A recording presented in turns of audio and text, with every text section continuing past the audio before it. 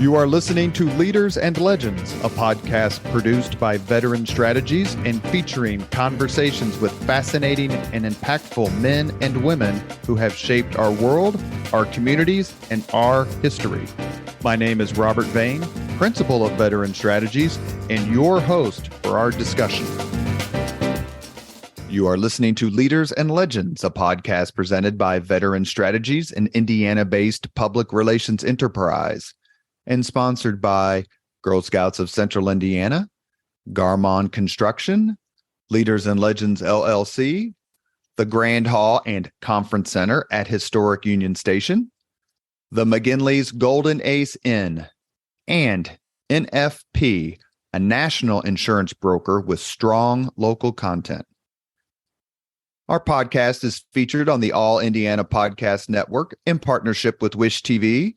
You may find Leaders and Legends at allindianapodcastnetwork.com. Thinking of starting a podcast or need to host a public meeting? Let Leaders and Legends LLC be your partner as you look for new ways to communicate your message. Please contact Chris Spangle or me at leadersandlegends.net. And as always, all our podcast interviews are dedicated to the legacy and generosity of P.E. McAllister. Thank you for joining us on the Leaders and Legends podcast. Our guest today is Ray Boomhower. And if I read his resume to you, I would probably only have time for the 5 questions. But to say he is a historian of great respect and standing is an understatement. And we're very pleased to have him, and we're going to nerd out for about the next hour. Ray, you're very kind to come on the podcast. Robert, very kind for having me. That's quite an introduction. Maybe I'll have that on my tombstone one day. You could be like Rodney Dangerfield. Do you know what it's on his tombstone? I forget. I did know it one time, but I forgot. What is it? Something good. There goes the neighborhood. Very good. We just missed each other at IUPUI. And actually, I think we were there a little bit at the same time. But I don't remember meeting you back then, which is one of the reasons why I wanted to have you on the podcast, besides our shared love of history. When did you get the bug? I got the bug early on in my life, my interest in history and particularly in biography. I was lucky enough to go to an elementary school, Mary Phillips Elementary in Mishawaka, Indiana, that had quite a library. And there were 2 things in it that really inspired me. One, when you first went in the room and you turned to your left, there was this tall bookshelf, and it was crammed with these orange-covered books. And they were the Childhoods of Famous Americans series that was put out by Bob's Merrill Company. And these were great books about biographies of individuals that made United States history. They featured woodcut engravings of the individuals featured in the books, and they were written to really pique the interest of a child and get him or her interested in American history. And it did that for me in particular. Now, they gave very dramatic stories of these famous people's childhoods, like Babe Ruth, Andrew Jackson, Helen Keller, and a lot of other famous names from our history. And I later learned that, of course, that some of the conversations in these books weren't entirely accurate. There was some tweaking done to make them more dramatic and more readable, but really inspired my love of history and in particular my love of biography. And the library also had for the time, very high-tech equipment that was a turntable, a record turntable, 33 and a third LPs that you could play. And one of the records that I listened to with the headphones of the time was Sounds of the American Space Program from NASA. And it gave, details and conversations between controllers on the ground and astronauts in space. And that sparked my interest in Gus Grissom, who later became one of the subjects of the books I wrote. So those 2 things. And later on in high school, Time Life did this huge series on the history of World War II. Right. And they were very well illustrated with, photographs from Life magazine. And that inspired my interest in World War II history, particularly the Pacific Theater, because I was just impressed by the incredible distances it took to even get to the battlefield for soldiers and Marines from the United States as they fought against Japan. So all those things were early influences on me and continue to be today. What's the first big historical event you can remember? I'm guessing we're about the same age. Yeah. Biggest historical event I can remember was Robert F. Kennedy's assassination. I remember sitting down and watching it on TV and watching his funeral broadcast live on television. That's the first thing that really sticks in my mind. I was only, I think, 4 years old when JFK was assassinated, but I really remember Robert Kennedy's assassination. And then later on, sitting in my living room on our couch and watching as they broadcast, I think it was late at night, 10 o'clock, might have been Indiana time, Neil Armstrong's first steps on the moon during the Apollo 11 mission. So those two things really stuck out in my young mind when I was growing up. So would you say that your love of history is also somewhat fueled by the time in which you grew up? I mean, you're talking Kennedy assassinations, Martin Luther King assassination, Vietnam War, Watergate, moon landing. I mean, outside of maybe the creation or maybe the 1780s with both revolutions, the American and the French, it's kind of tough to beat that time period from like 63 to 74 and beyond. Quite a dramatic time in American history, and one that if you live during that time, you can't forget those events. I remember listening as the church bells rang in Mishawaka when I was growing up, when the Paris Peace Accords were first struck, and the churches were celebrating. And finally, we thought peace during the Vietnam War. It didn't quite go as they thought it would, but you're there and you're seeing history being made on television, you're hearing it on the radio, and sometimes you're hearing it yourself in your own hometown. So those times really made me want to learn more about history, and also one day to put it down on paper. And I was lucky enough to do that early on in my career as a newspaper reporter.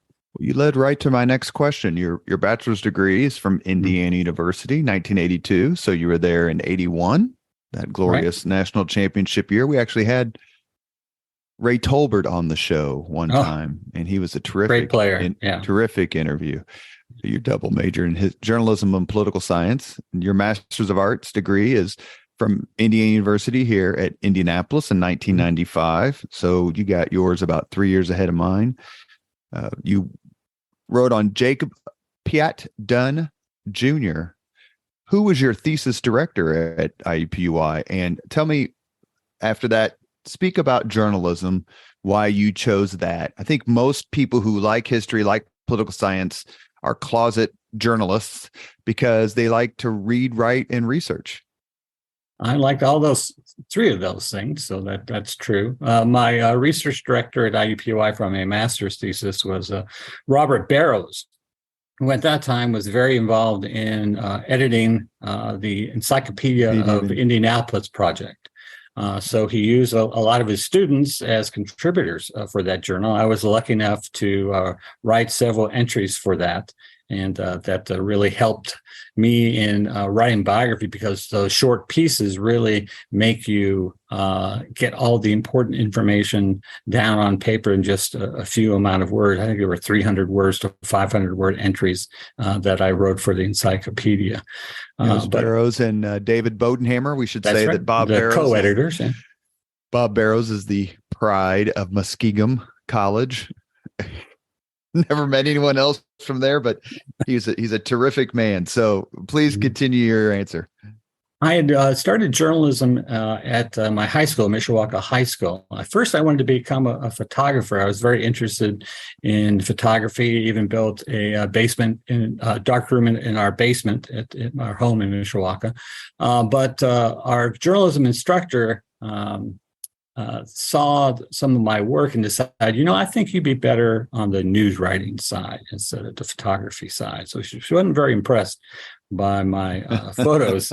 And my two friends, Dennis Chamberlain and Don Farrar at the time, were much better photographers. So I got involved on the news side of journalism and went to the High School Journalism Institute at Indiana University. And that really inspired me to go to IU, to go to Bloomington, and go to journalism school there. Lucky enough during my time at IU to write for the Indiana Daily Student, work as an editor there. It was a great training ground if you wanted to become a professional journalist. And after I graduated, I was lucky enough to get a job on a small town daily newspaper in Rensselaer, Indiana, in the northwest part of the state.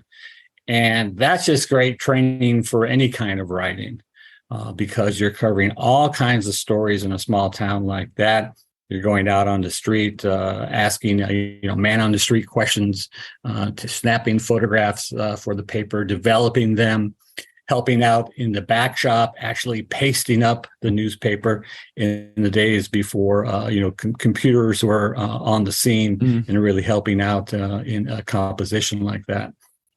And you're covering the police beat. You're going to the high school to cover the volleyball match, covering city council meetings, drainage board meetings, which I must say are some of the most boring meetings you ever have to cover if you're a journalist. Were you there? There a lot of Indianapolis or Indiana journalists graduated and worked at the Daily Student. Are any journalists with whom you graduated?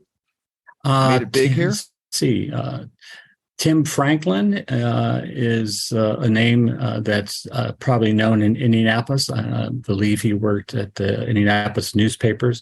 Also, our sports editor at that time at the IDS when I worked there was Bob Kravitz.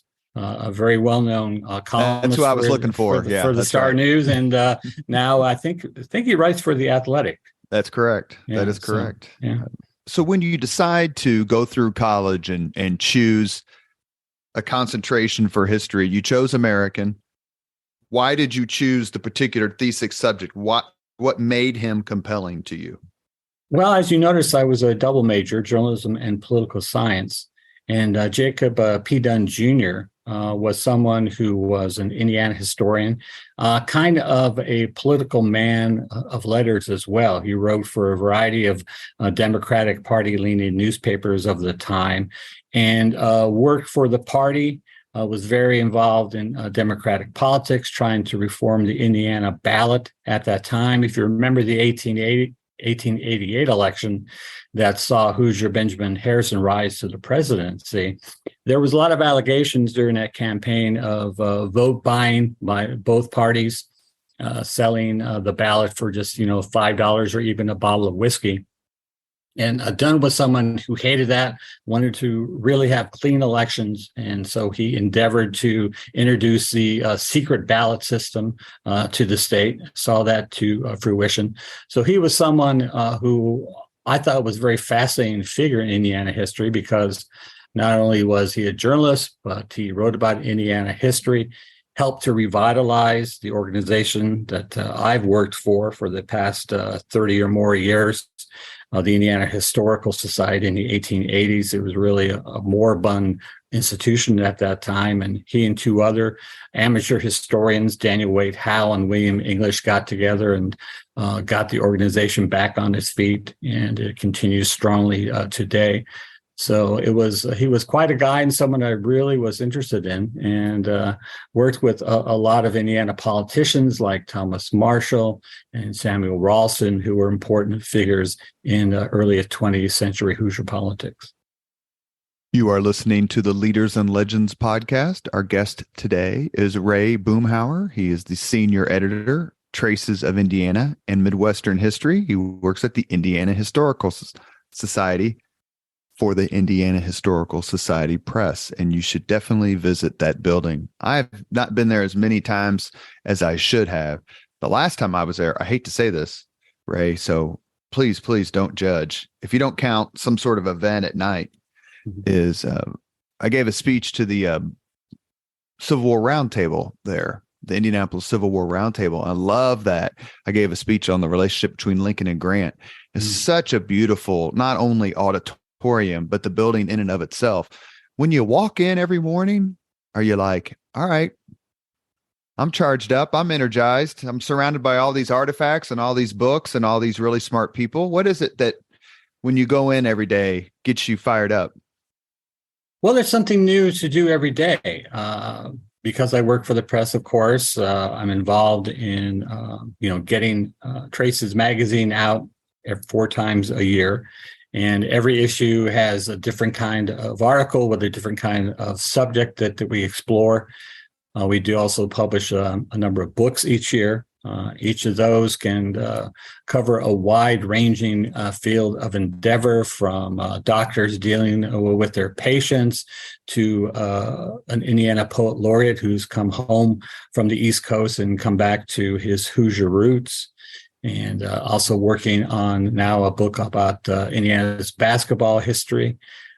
So it's just the different number of projects and the different number of subjects that you tackle each day that is really inspiring. And as you said, I work with very bright people here at the Historical Society who are passionate about history and endeavor to bring it to all kinds of people throughout the state. You mentioned a Hoosier politician of about 100 and plus years ago. Indiana has had its fair share of colorful political characters. Do any of them stand out to you, or ones that you would consider your favorite? I wouldn't say this if I hadn't worked on him as a book subject, but Benjamin Harrison is a figure in Indiana history who he gets attention because he's our only president.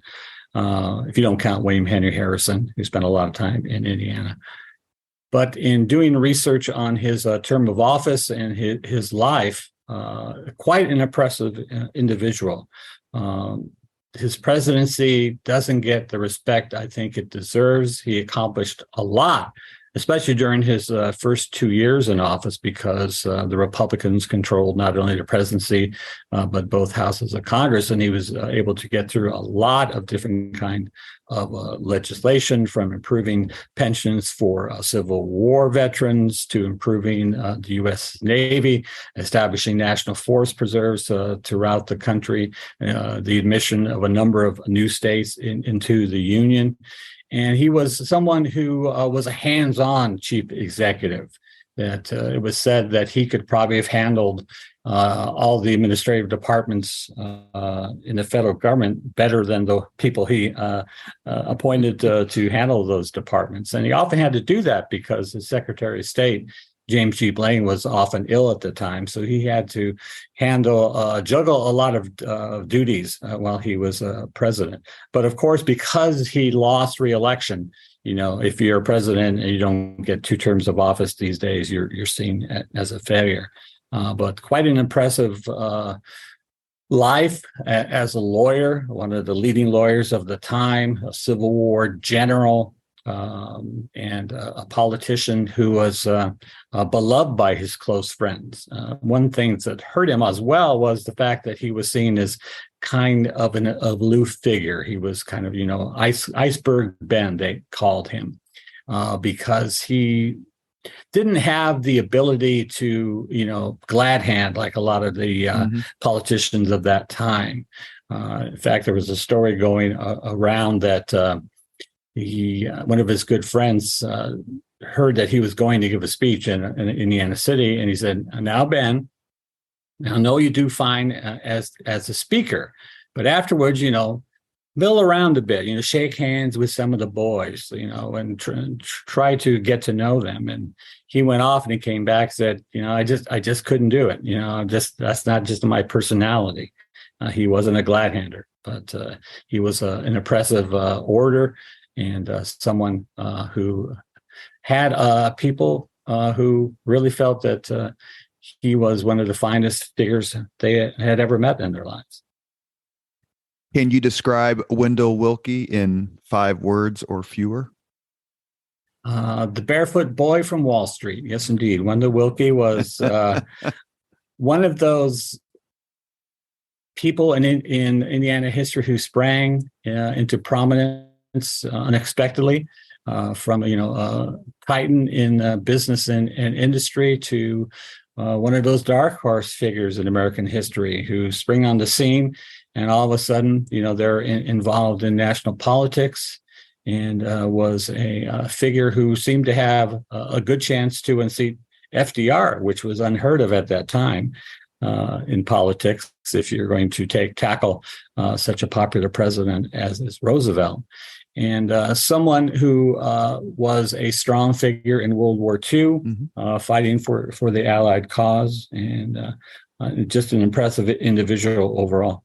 He lost to Franklin Roosevelt in the 1940 presidential election, and then almost immediately went to work for the administration in the roles that you just said, much like he didn't live very long either. Willkie didn't live very long after 1940, and another person who didn't live very long after he lost the presidential election was Stephen Douglas, who lost in 1860 to Lincoln, and then immediately let Lincoln know how much he wanted to be helpful. Right. The politics of yore. I wrote a column for the Indianapolis Star a couple of years ago. It was basically a tribute to Richard Lugar. And I judged him to be the single greatest public servant in the history of Indiana. If I'm wrong, how wrong am I? If I'm right, please append to that. I find it hard to argue against that because of his long career, all he did, not only for Indiana, but the world as well.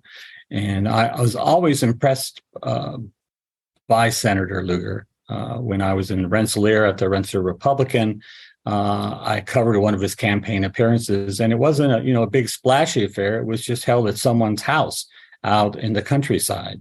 And, he sat down, had coffee with local constituents, talked to them one-on-one, very personable, very informative about what was going on in Washington, D.C. And he's always had a special place in my heart because I had written a book about Jim Johns, another Indiana political figure, a congressman, also a state legislature who I covered when I was in Rensselaer, a conservationist. Ran against Lugar in 1994. Ran against Lugar, and Lugar remembered that race, and he read the biography that I wrote about Jim and wrote me a very kind letter praising the book.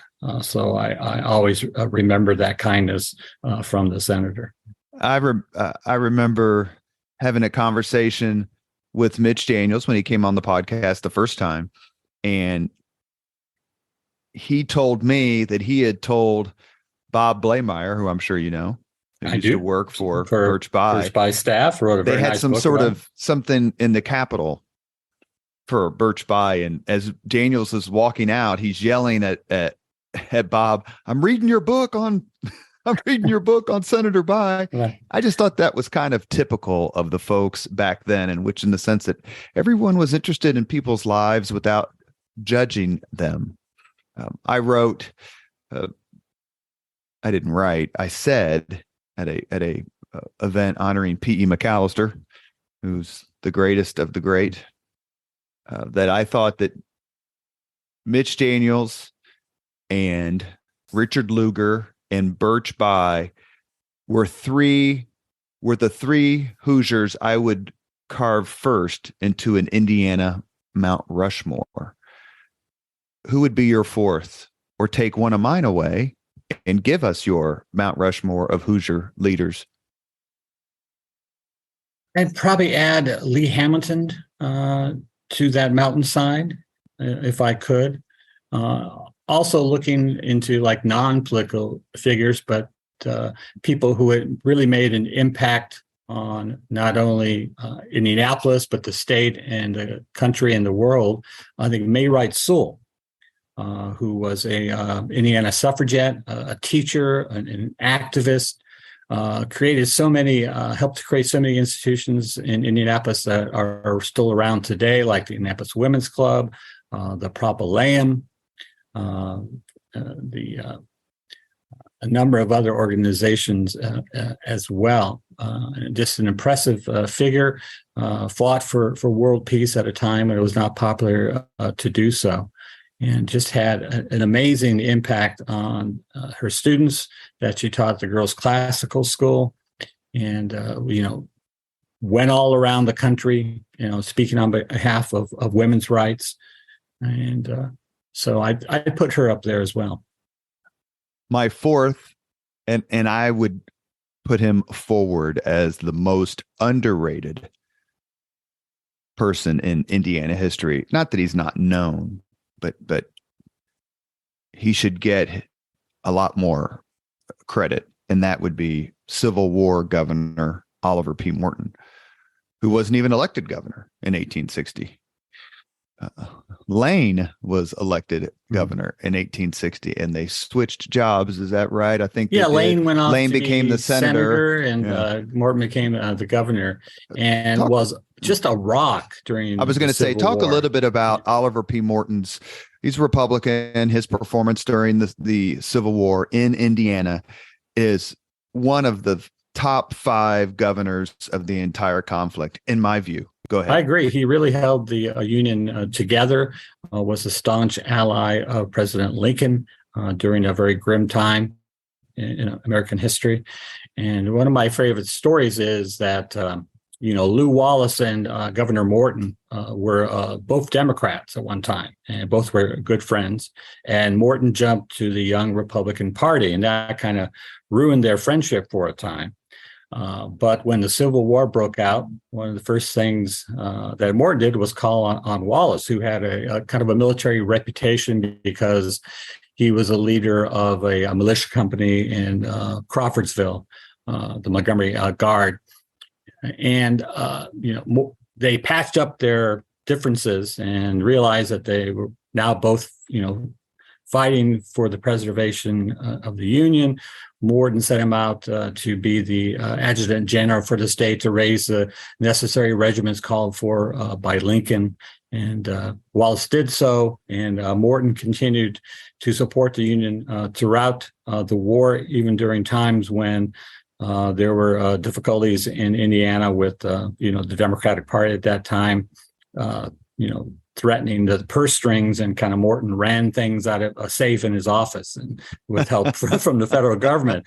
Well, the Southern Indiana was a hotbed of Southern sympathy. That's one of the reasons why I'm so enamored with Morton, is that he had to keep the state loyal while being personally loyal to Lincoln and the greater cause. And to me, there are a lot of really strong Hoosier politicians that come out of the Civil War era. Future Vice President and Speaker of the House, Schuyler Colfax. You mentioned Benjamin Harrison, even though he's from Ohio. Lew Wallace. The list goes on and on. What do you think of Indiana's performance during the Civil War?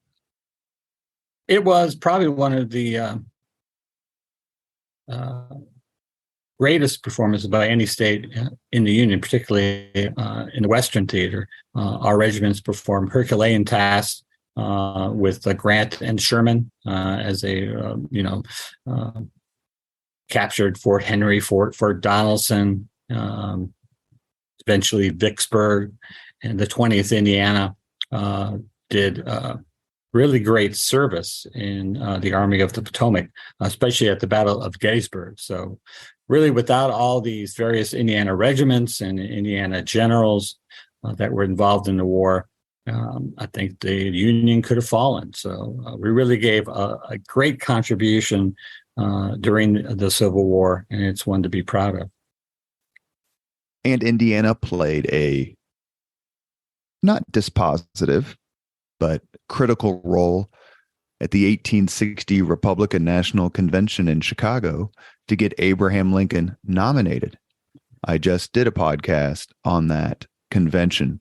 It's a terrific book. It was a fun podcast. I hope you have listened to it. But then Indiana post-Civil War it kind of slid a bit. And by that, I mean, and correct me, please, if I'm wrong, but it doesn't seem that Indiana truly embraced for way too long the 14th and 15th Amendments to the Constitution. The 13th Amendment, obviously, freeing the slaves, the 14th, equal protection, citizenship, and 15th, all black males could vote. Why is it that when you write about, and we had James Madison on the podcast, who obviously you know very well, the brilliant Indiana historian down at IU, retired. Why did Indiana succumb to the Jim Crow elixir, the seduction of what happened in this state in the late 19th century, early 20th? And I'd say this as someone who grew up in Irvington. So the Madge Oberholzer house was on the same block where I live, and the DC Stevenson house is just 3 or 4 blocks from that. It's a terrible time in Indiana history to reflect on, and Jim has written so well on it with his Ku Klux Klan in Indiana book and his new history, Hoosiers, a New History of Indiana.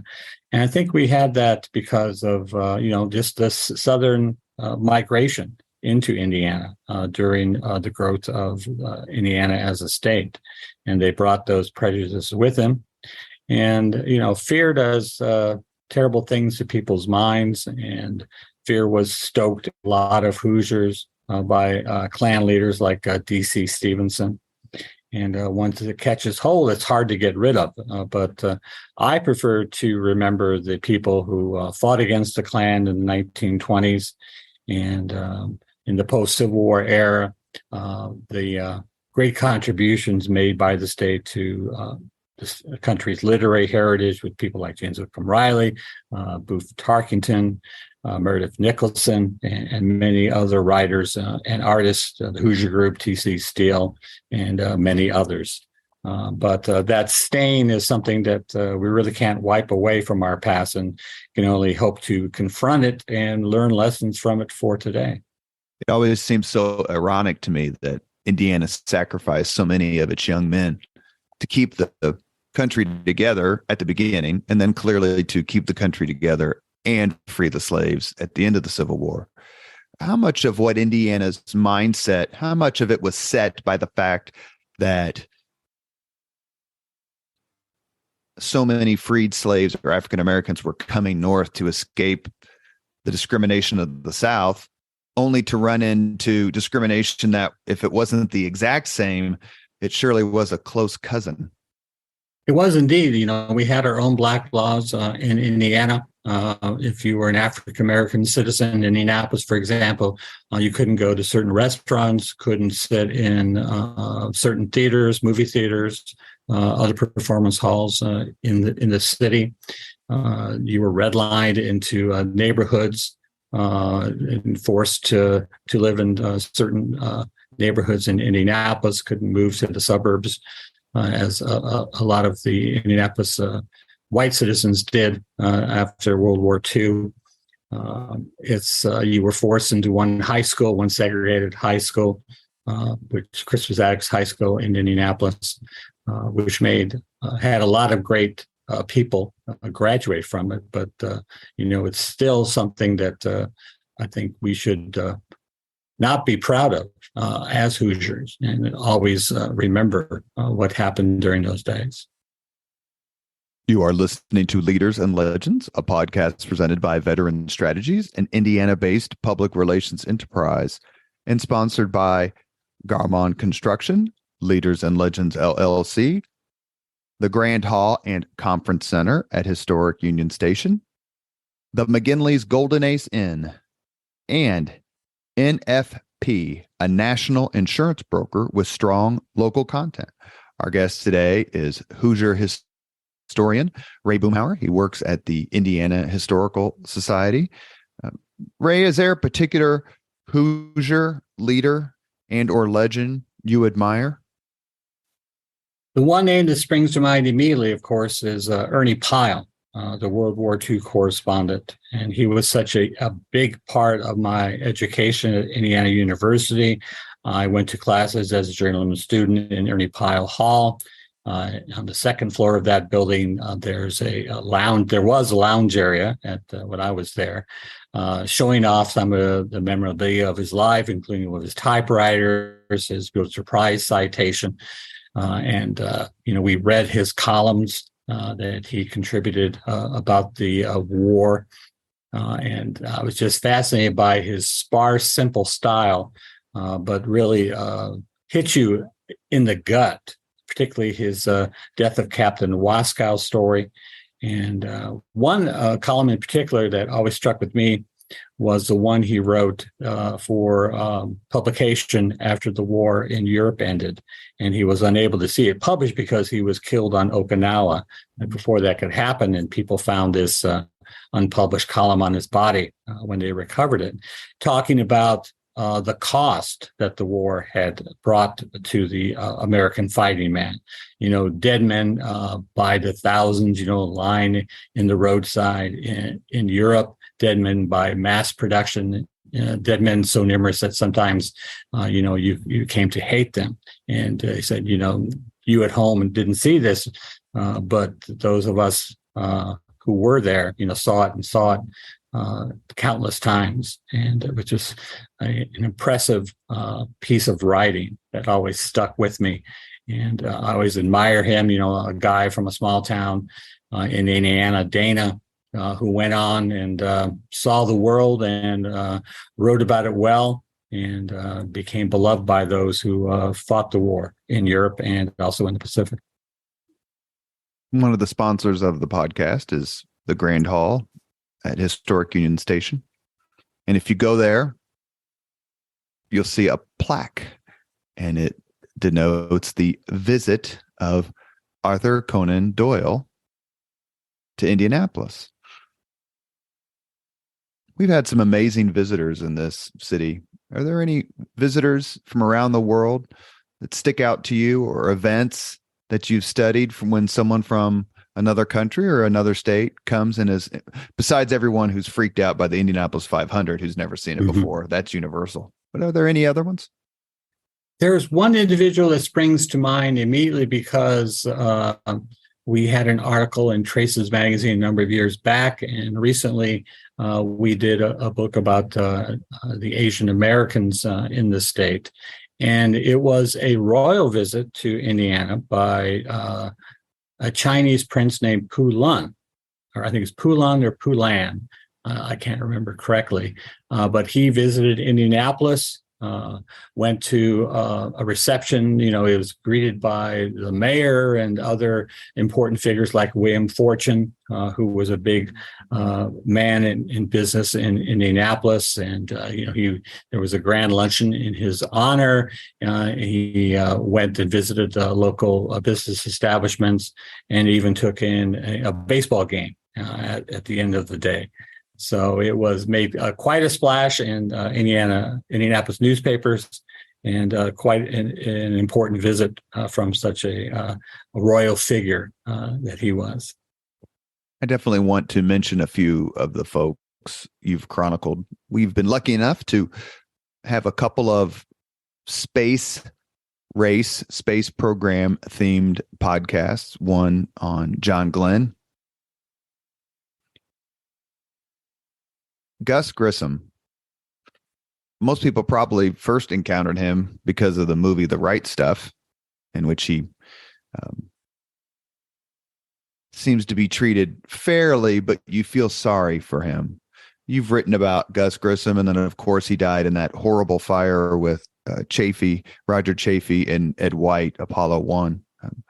What drew you to Grissom, just besides the fact, perhaps, that he's phenomenally brave?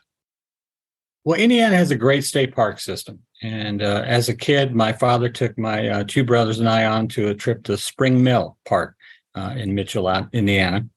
And we had a great time, hiking the trails and going through Donaldson's Cave in a flat bottom rowboat, I think it was, or raft. But the highlight for me was going to the Gus Grissom Memorial that's located just by the entrance to the park. And I was just fascinated. I was always a space nut because, when I was in school, The teacher would roll in a portable television, and we'd watch, the liftoffs from Cape Kennedy, the various space missions, including Gemini and Apollo, which the Gemini featured Gus on Gemini 3 with John Young, of course, on his first trip into space. But I was just fascinated by his life. They had the Molly Brown spacecraft at the memorial, an introductory film about the space exploration and Gus's contribution to it. And at that time, the spacecraft wasn't behind this large plexiglass like it is today, but you could actually reach in and touch some of the components. So that kind of hands-on history really was a great influence on me. So to me, Gus was always a real American hero. And I was very happy to write about him for Traces Magazine and then to do a biography about him for our Indiana biography series. So he went to space twice, isn't that correct? Yes, twice. He was in, of course, Liberty Bell 7, which had the disaster after he successfully splashed down it. The hatch blew off and he had to escape the spacecraft and almost drowned in the process. And then he was picked by NASA to test out the new Gemini spacecraft that followed the Mercury missions. And Gemini was kind of the program that tested all the things you needed to do in order to get to the moon and back. To meet President Kennedy's goal of landing a man on the moon and getting him safely back to Earth before the end of the decade.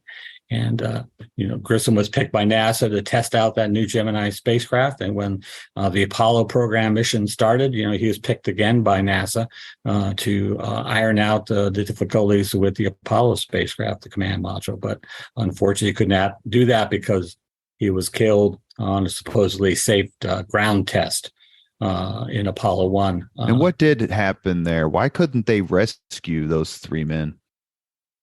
Well, the main problem was there was this go fever involved with NASA. And they thought, the astronauts, as I think Wally Schirra said, that if you shot a refrigerator into space, the astronauts were confident enough as pilots that they could, orbit it and land it safely. And there was this big rush trying to get, to the moon before the Russians. The space race was something that was real and tangible at that time. And they were trying to meet Kennedy's goal, getting there before the end of the decade. I think they were a little blasé about the dangers involved in space travel because they had such great successes in both the Mercury and Gemini missions. And safety precautions were not taken seriously. During this supposedly safe ground test, they pumped the spacecraft full of pure oxygen atmosphere, bolted on a hatch because they weren't worried about trying to get someone out of the spacecraft on the ground. They were more worried that the hatch might blow prematurely once they were in orbit. So all of these things, kind of worked against the astronauts. They weren't worried about a fire in the spacecraft. There was all kinds of combustible material and chemicals involved in that Apollo 1 spacecraft. And when a wire frayed and it sparked, that pure oxygen atmosphere just was an inferno. And they couldn't get the astronauts out in time, unfortunately.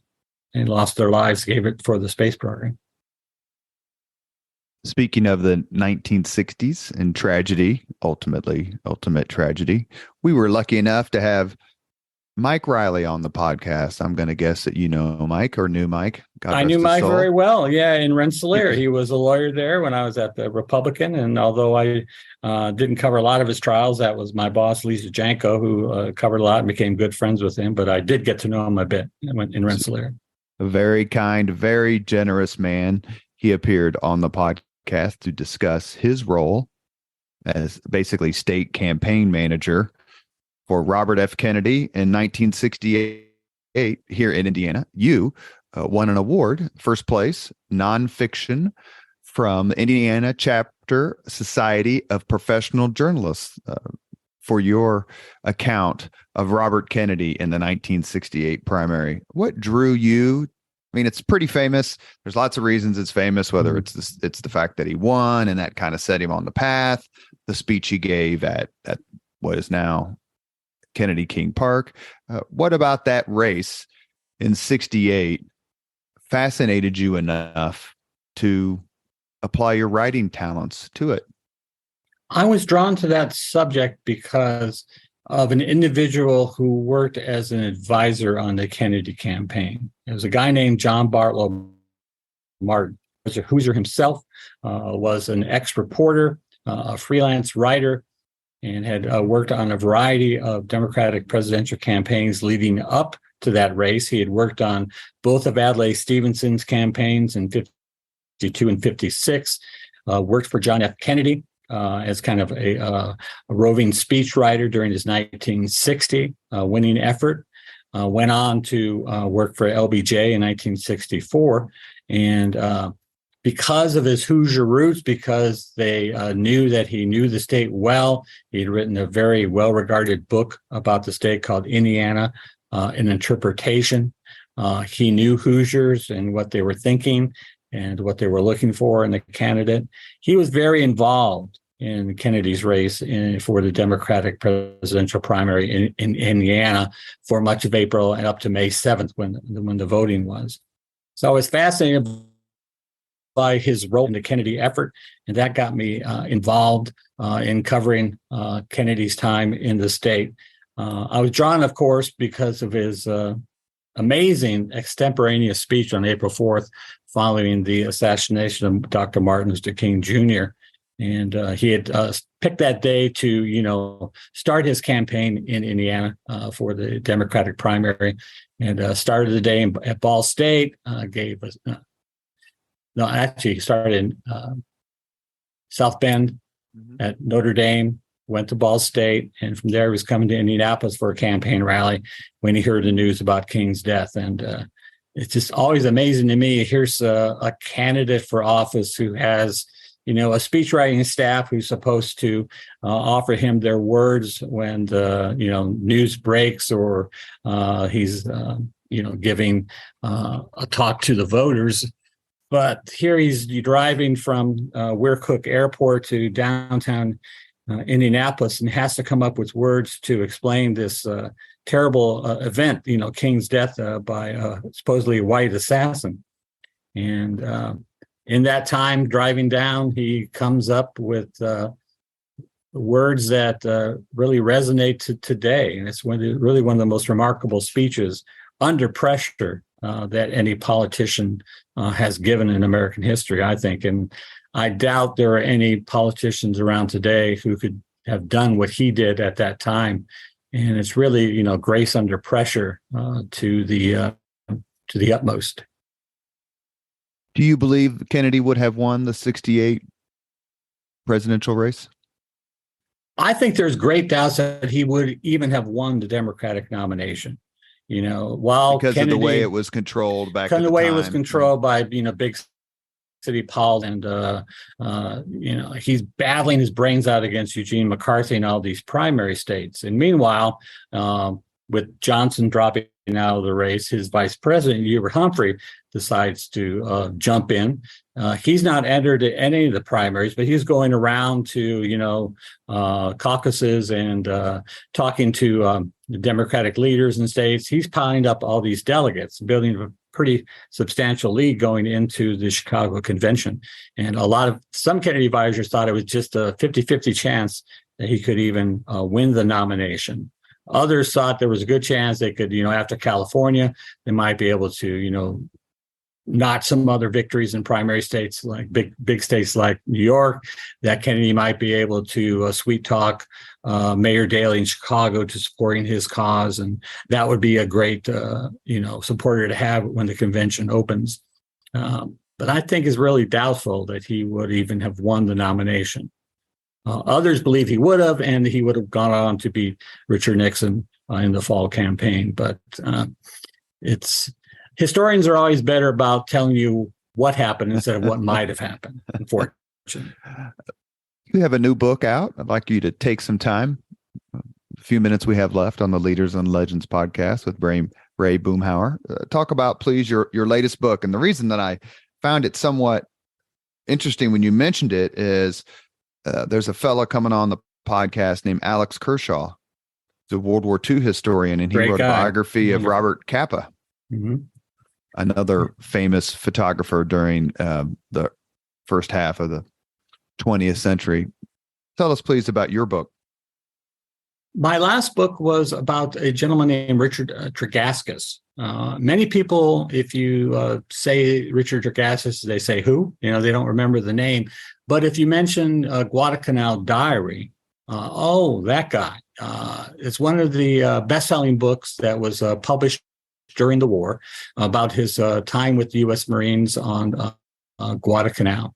But he was a correspondent for the International News Service, kind of a stepchild to both the Associated Press and United Press International. But he ranged all over the world during the war, starting out in the Pacific. He was on the fleet that saw the Doolittle Raiders launch off of the USS Hornet to bomb Tokyo, was involved, went with the Hornet during the Battle of Midway, saw their planes take off to battle and achieve victory over the Japanese fleet. He was on Guadalcanal with the Marines during those really tough times during the first 7 weeks of the campaign for that island, when the Marines seemed to be besieged and almost ready any day to be knocked off the island, decimated by the Japanese army, but hung on and eventually achieved victory. Wrote a best-selling book about it. And after that, went on to cover the war in Europe, was there for the invasion of Sicily, met Robert Capa during that invasion, talked to him during those days, was there for the invasion of Italy, and he had run into a lot of close calls during his time in the Pacific. But finally in Italy, a German shell caught him. It struck him in the head. He was very seriously wounded, fought back, and eventually returned to action. At that time, Ernie Pyle wrote a column about him and his recovery in Italy, and said that if he had suffered such a wound as Tregaskis said, he would have gone home and rested on his laurels forever. But Tregaskis was determined to go back into the fray. Went back to Europe, followed the D-Day landings, was there for the Great Battle of the capture first major German cities, Aachen. Was involved in terrible street fighting there. And after that, you thought, well, if the average person would have said, I've done enough, let's go home and enjoy life again as a civilian. But the Saturday Evening Post asked him to go back to the Pacific, to go with a new B-29 bomber crew and follow them as they made their way from the United States to Guam, and from there to missions against the Japanese. And he said, I don't want to go, but I think I ought to. And he did. He went back to the Pacific War, went on bombing missions, went on the carrier USS Ticonderoga, and went on missions against Japanese ships in the Japanese home islands, and was there when the atomic bomb finally ended the war in the Pacific and returned home finally. So quite a life. Was someone who was also involved in the Vietnam War, went back as a war correspondent, and wrote a book called Vietnam Diary about the early days of American involvement in the war in the early 1960s. And he did all this, by the way, I forgot to mention it. He did all this while suffering from diabetes, which was a very debilitating illness. Had to deal with that all during his time overseas. So just a very inspiring figure to write about. My take is that, and I'm not a world traveler, but my take is there are very few cities that have transformed itself in the last 50 plus years, like Indianapolis. You've been around the city for a long time.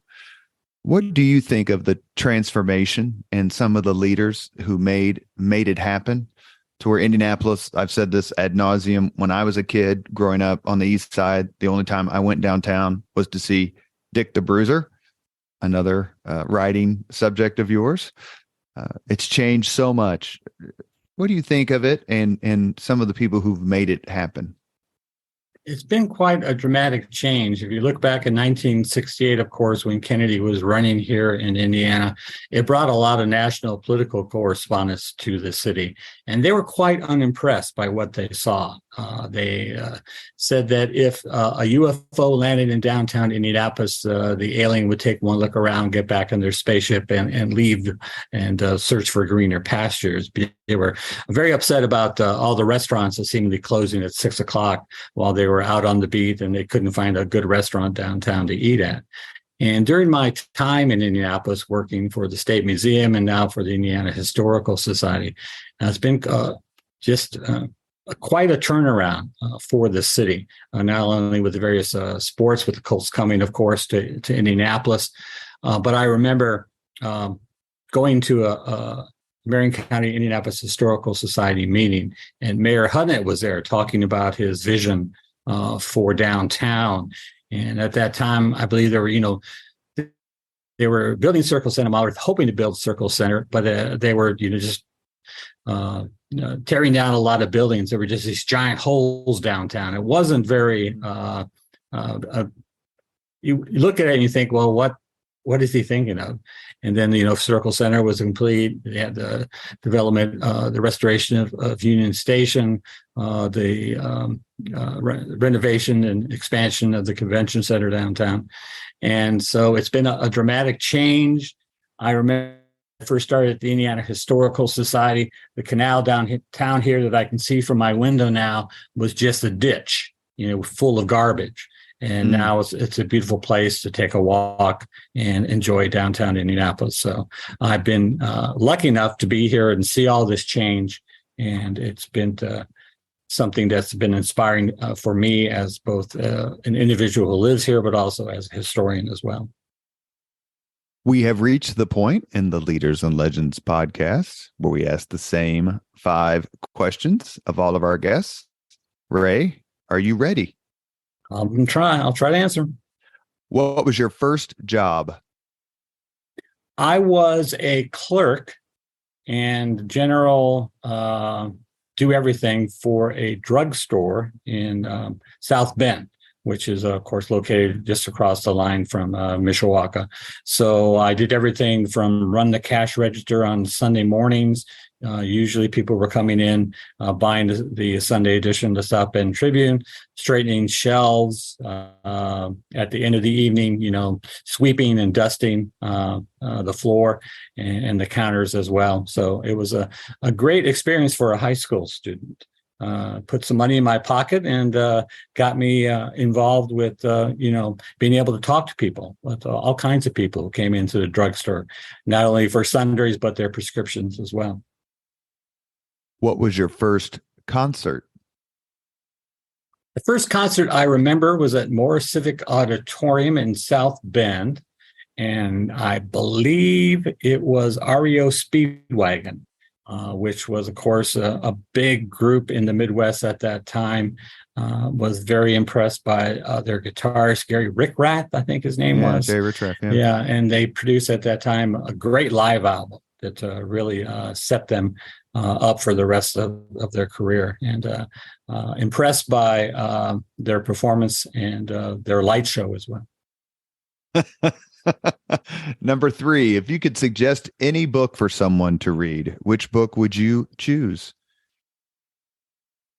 I would probably choose William Manchester's biography of Douglas MacArthur, the general, Caesar. American Caesar. Manchester is not so well known today, but he produced some great biographies of individuals from MacArthur to, of course, his well-regarded 2-volume series on Winston Churchill. But that MacArthur book is amazing at the way he handles such a mercurial individual as MacArthur was, and it really gets to know him as an individual, all his glories as a commander and all his disasters as well. Manchester also wrote the book, The Death of a President. Very controversial. Yes. Very controversial. Yes. Number 4, if you could witness any event in history, be there in person as it happens, which event would you choose? I'd probably choose Lincoln's Gettysburg Address because of the inspirational words he spoke that day. Lincoln, is seen as a great president, but he was also a great writer. And I would like to be there in the crowd to hear what he had to say at the dedication of the Gettysburg Cemetery there on the battlefield. And I like to, talk to people in the crowd and say, were you expecting a longer speech by the president? It's just a very short speech. Were you expecting more? I know that Edward Everett took all the time. Edward Everett, it took a long time. And then later, after the ceremony was over, he wrote the president saying, I wish I could have, said in less words that you did to kind of capture the whole ceremony. Yeah, I think I wish I had come as close as you did to capturing the moment in 2 hours as you did in like 2 or something like 2 minutes or whatever. So, yeah, exactly right. Yeah. Last question. If you could have dinner with anyone living today, 2 hours off the record, whom would you choose? That's a great question. You might have stumped me there. There's just so many choices to make. Say Frank Egan. Frank Egan's a good choice. Take him to the steer-in. Or maybe the working man's friend. Maybe that's correct. That's either one. Long lunch you're would be great. Yeah. Well, I had lunch with the working man's friend about a month and a half ago, and there were 6 people in there who had been on my podcast. Right. I just thought maybe we should have a reunion there. A fun irony. Go ahead. Right. Yeah, I would like to take Lee Hamilton to lunch at Working Man's and talk to him about his career and all the people he met during that time, and particularly the investigative committees he was on. And following, I think he was on the committee after 9/11. Wasn't that? He was also on Iran-Contra. Iran-Contra, all those. You kind of get some of the stories he couldn't tell in public.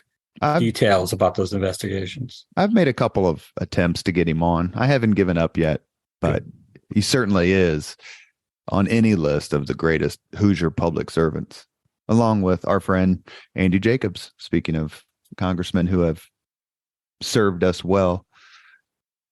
I enjoyed visiting. Sorry, I enjoyed visiting Andy at his home, and he introduced me to the Mr. Belvedere movies.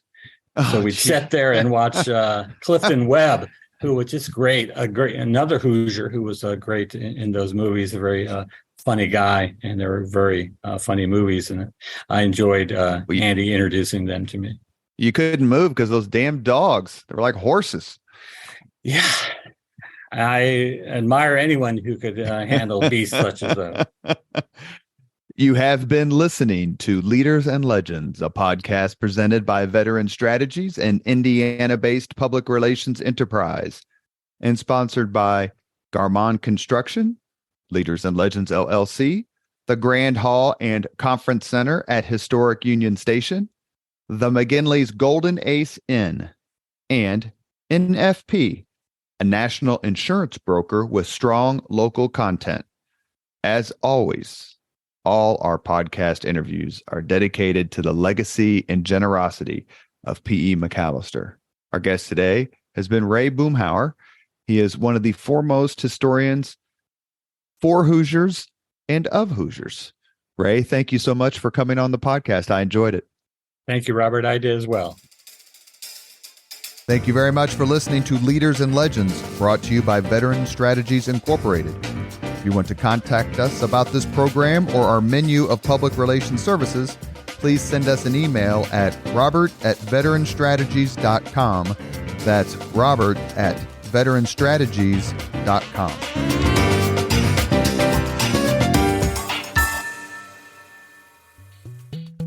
This podcast was produced and edited by Chris Spangle and Leaders and Legends LLC. If you're interested in starting a podcast or taking yours to the next level, please contact us at leadersandlegends.net.